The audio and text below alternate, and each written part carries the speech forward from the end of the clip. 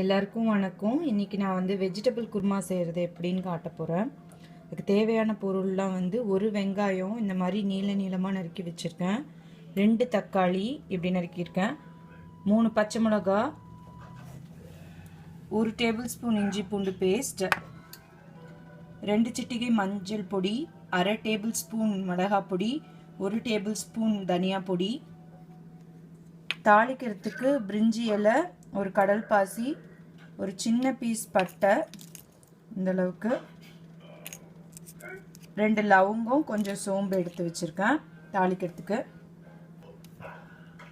அரைக்கிறதுக்கு ஒரு table spoon பொட்டுக்கடலை, ஒரு 4-5 முந்திரி பருப்பு, ஒரு டீஸ்பூன் அளவுக்கு கசகசா, அப்புறம் கொஞ்சம் சோம்பு போட்டிருக்கேன், ஒரு பிஞ்ச் அளவுக்கு சோம்பு போட்டிருக்கேன், அரை மூடி தேங்காய் எடுத்து வச்சுருக்கேன்.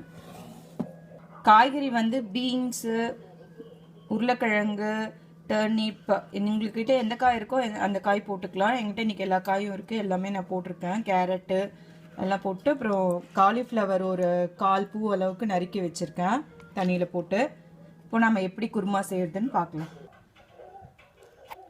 புதினா கொத்தமல்லி தழை கொஞ்சம் தாளிக்கிறதுக்கு கொஞ்சம் கடைசியாக போடுறதுக்கு எடுத்து வச்சுக்கோங்க. அப்புறம் ஒரு டீஸ்பூன்லேருந்து 1.5 டீஸ்பூன் வரைக்கும் உப்பு தேவைப்படும். எண்ணெய் தாளிக்கிறதுக்கு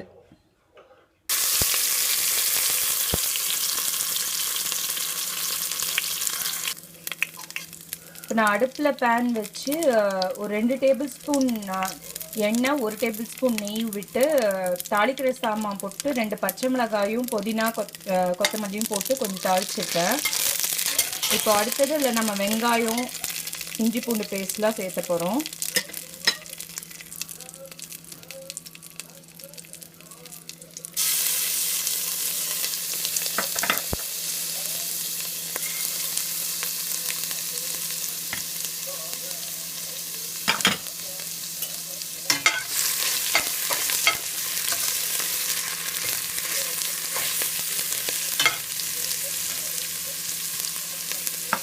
வெங்காயம் ஆட் பண்ணுறேன்.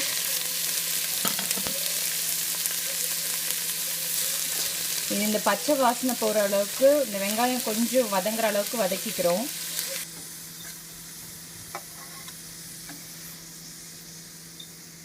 இந்த வெங்காயம் இஞ்சி பூண்டு பேஸ்ட்லாம் போட்டாச்சு. இந்த இஞ்சி பூண்டு பேஸ்ட்டில் இருக்கிற அந்த பச்சை வாசனை போகிற வரைக்கும் கொஞ்சம் நேரம் வதக்கலாம். வதக்கிட்டு இந்த வெங்காயம் கொஞ்சம் வதங்கின வாட்டி தக்காளி ஆட் பண்ண போகிறோம். இப்போ இந்த வெங்காயம்லாம் கொஞ்சம் வதங்கிடுச்சு. இப்போ நான் அந்த பொடியெல்லாம் போட்டுக்கிறேன். 1/2 டேபிள் ஸ்பூன் மிளகாய் பொடி, 1 டேபிள் ஸ்பூன் தனியா பொடி, 2 சிட்டிகை மஞ்சள் பொடி போட்டுக்கிட்டு இது இந்த எண்ணெயில் வதங்கும் போது கொஞ்சம் நல்ல ஃப்ளேவர்ஸ் கிடைக்கும், நம்ம கொதிக்கும் போது போடுறத விட. இது ஒரு நிமிஷம் வதக்கிட்டு நம்ம தக்காளி ஆட் பண்ண போகிறோம். இப்போ பொடியெல்லாம் போட்டு ஒரு நிமிஷம் எண்ணெயிலே வதக்கிட்டேன். அந்த நல்லா குக் ஆயிடுச்சு. இப்போ அடுத்து நம்ம தக்காளி ஆட் பண்ண போகிறோம். தக்காளி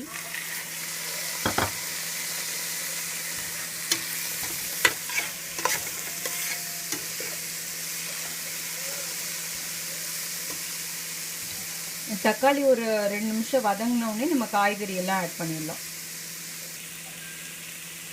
இப்போ இந்த தக்காளி போட்டது ஒரு 2 நிமிஷம் ஆயிடுச்சு, வதங்கிடுச்சு கொஞ்சம். இப்போ இந்த காய்கறி எல்லாம் போட போகிறேன். நான் காலிஃப்ளவர் மட்டும் எடுத்து வச்சுருக்கேன், அது அப்புறமா போடணும். இந்த காய்கறியெல்லாம் போட்டு ஒரு 5 நிமிஷம் வேக விட்டுட்டு அதுக்கப்புறமா காலிஃப்ளவர் போட்டு அந்த காலிஃப்ளவர் நல்லாயிருக்கும் சாப்பிட்றதுக்கு. இப்போ இந்த காய்கறியெல்லாம் போட்டு ஒரு 5 நிமிஷம் ஆயிடுச்சு. நான் இப்போ இந்த காலிஃப்ளவர் போட்டுட்டு தண்ணி ஆட் பண்ண போகிறேன். இதில் இந்த நறுக்கி வச்சுருக்கிற காலிஃப்ளவர் ஆட் பண்ணிட்டு ஒரு வதக்கிட்டு தண்ணி ஆட் பண்ண போகிறோம். இப்போ இதில் இந்த காலிஃப்ளவர் போட்டாச்சு. இப்போ நான்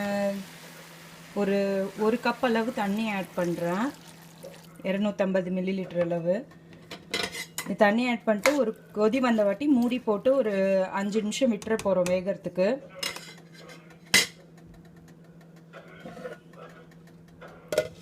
மூடி போட்டு வச்சிடலாம். நம்ம 5 நிமிஷம் கழிச்சு இது கொதிச்ச வாட்டி வெந்துடுச்சான்னு பார்க்கலாம் காய்கறிலாம்.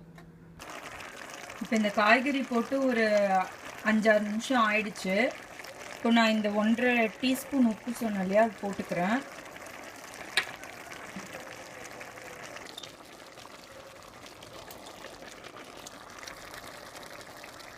இந்த காய்கறியெல்லாம் ஓரளவு குக் ஆகிடுச்சு, ஒரு 3/4 பாகம் வெந்துருச்சு. இப்போ நான் இந்த அரைக்க சொல்லியிருந்தோம் இல்லையா, அந்த அரைக்க சொன்னதெல்லாம் அரைச்சிட்டு, தேங்காய் பொட்டுக்கடலாம் அரைச்சிட்டு அதை வந்து இதில் சேர்த்திக்க போகிறோம். நான் தேவையான அளவு தண்ணியும் விட்டுட்டேன் அந்த இதுலேயே, ஜார்லேயே.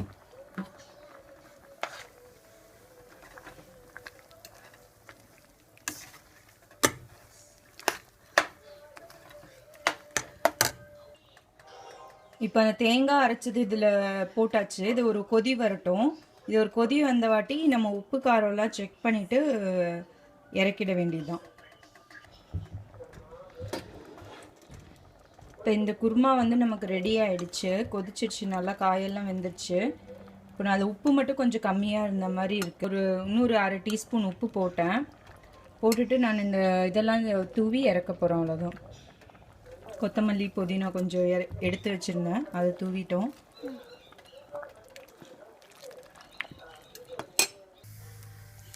நான் தாளிச்சு கட்டுற கரண்டியில் எண்ணெய் வச்சு ஜீரகமும் கடுகும் கொஞ்சம் போட்டு பொரிஞ்சிச்சு. அது எனக்கு காரம் கொஞ்சம் கம்மியாக இருக்க மாதிரி இருக்குது, அதனால நான் இந்த ரெட் சில்லி பவுட்ரு இதில் போட்டுற போகிறேன். ஆஃப் பண்ணிட்டேன் அடுப்பை நான். அது இந்த அளவுக்கு அது குக் ஆனாலே போதும், இந்த வாசனை எல்லாம் போயிடும். இப்படி நம்ம எண்ணெயில் சுட வச்ச எண்ணெயில் போட்டோம்னா அது நல்லா குக் ஆகிடும். இப்போ நம்ம இதை கலந்து விட்டு சர்வ் பண்ணலாம். இப்போ நான் அந்த ஒரு 1/2 டேபிள் ஸ்பூன் மிளகாப்பொடி திருப்பி இப்போ அந்த எண்ணெயில் போட்டிருக்கிறது. இப்போ இந்த காரம் கரெக்டாக இருக்கும். இப்போ நான் அதில் உப்பு காரம் எல்லாம் செக் பண்ணிட்டேன், இப்போ கரெக்டாக இருக்குது எல்லாம். இப்போ இந்த வெஜிடபிள் குருமா தயாராகிடுச்சு. இது சப்பாத்தியோட தோசையோட நல்லா போகும். உங்களுக்கு இந்த வீடியோ பிடிச்சிருந்தால் லைக் பண்ணுங்கள், உங்கள் ஃப்ரெண்ட்ஸோடு ஷேர் பண்ணுங்கள். நான் இன்னொரு ரெசிபியோடு உங்களை திருப்பி சந்திக்கிறேன். நன்றி, வணக்கம்.